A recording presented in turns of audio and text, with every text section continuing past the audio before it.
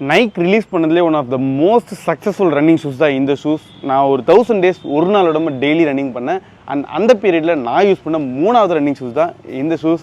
And இவர் பேர் என்னன்னு பார்த்தீங்கன்னா நைக் பெகாசஸ் 36. ஸோ எவ்வளோ தூசியாக இருக்குது பாருங்கள். லிட்டரலாக ஒரு 3 yearsக்கு அப்புறம் இந்த ஷூஸை நான் ஸ்டோர் ரூம்லேருந்து எடுக்கிறேன். அண்ட் இது வந்து பார்த்தீங்கன்னா ஒரு ஸ்பெஷல் எடிஷன். அப்போ வந்து சைனீஸ் நியூ இயர் இருந்தது, அதுக்கு சார்பாக இந்த ஷூஸை ரிலீஸ் பண்ணாங்க.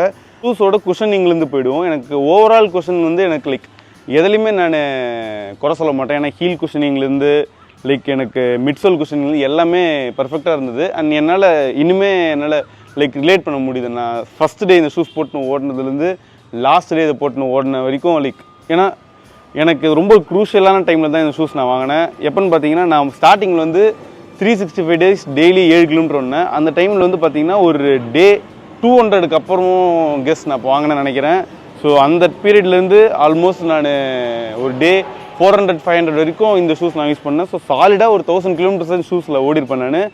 அண்ட் இவர் வந்து நீங்கள் ஒரு எலைட் ரன்னராக இருந்தீங்கன்னா நீங்கள் எப்படி சொல்கிறது லைக் ரேஸ் டே ஷூஸ்க்கு நீங்கள் யூஸ் பண்ண முடியாது. ஆனால் கொஞ்சம் ரிலேட்டிவ்லி வெயிட் இந்த ஷூஸு.